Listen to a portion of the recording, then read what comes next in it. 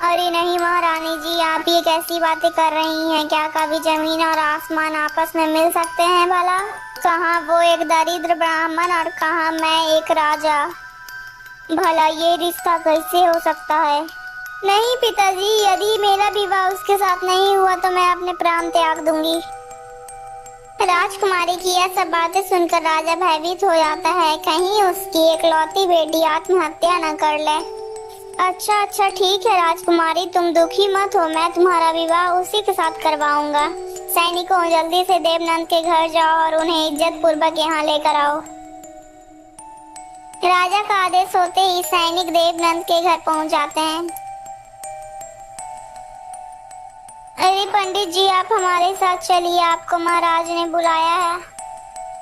अरे अरे, महाराज ने हमें क्यों बुला लिया? कहीं उन्हें पता तो नहीं चल गया कि उनके सरोवर में नागराय रोज नहाने के लिए जाते हैं? आज तो महाराज मुझे नहीं छोड़ेंगे।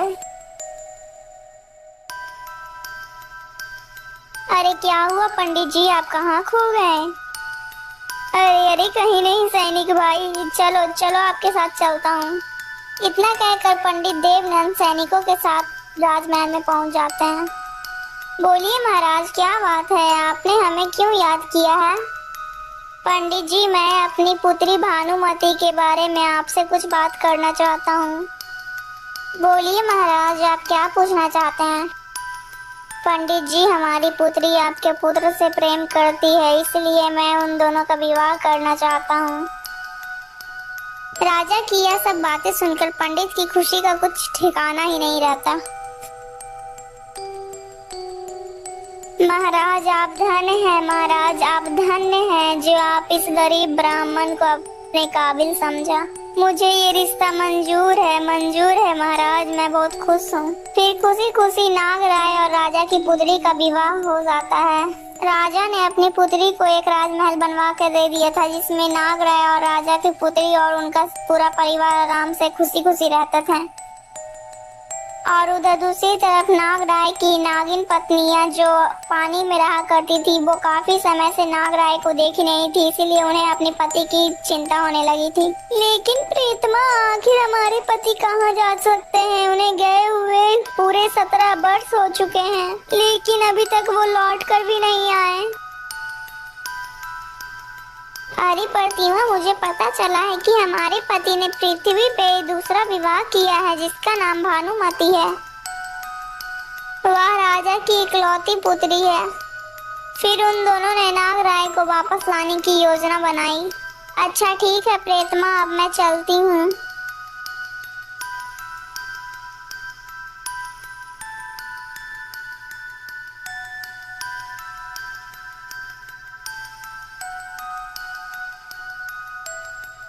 नागमणि प्रतिमा पानी के ऊपर आकर अपना भेष बदलती है और फिर नागराय के पास जाने लगती है।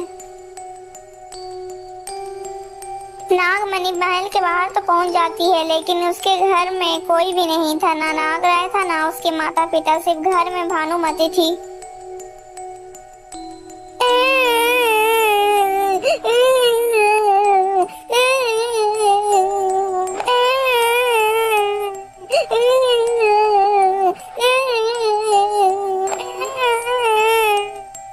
अरे ये किसकी रोने की आवाज है?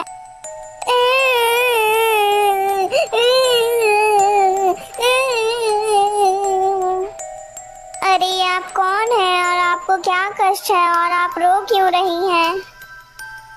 राजकुमारी जी, मेरा नाम चंद्रवती है और मैं इसलिए रो रही हूँ क्योंकि नागराज से आपने विवाह कर लिया है और मुझसे छीन लिया। वो मेरे पति हैं।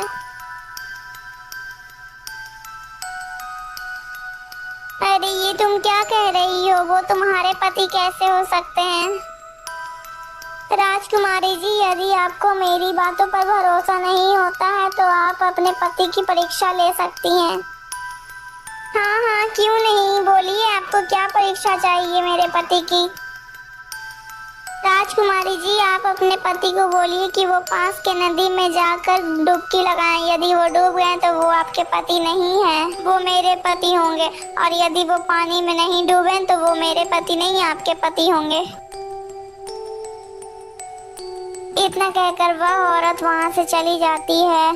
और जब नागराय वापस आता है तब वो देखता है कि उसकी पत्नी उससे बात नहीं कर रही है।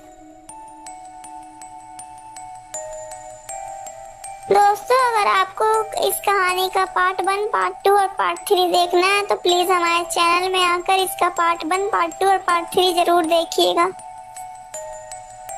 दोस्तों, अगर आपको ये वीडियो अच्छी लगी तो प्लीज वीडियो को लाइक करके चैनल को सब्सक्राइब जरूर कर दीजिएगा। दोस्तों आगे की कहानी भी जल्दी आएगी। यदि आपको आगे की कहानी देखनी है तो हमारे चैनल के साथ जुड़े रहिएगा।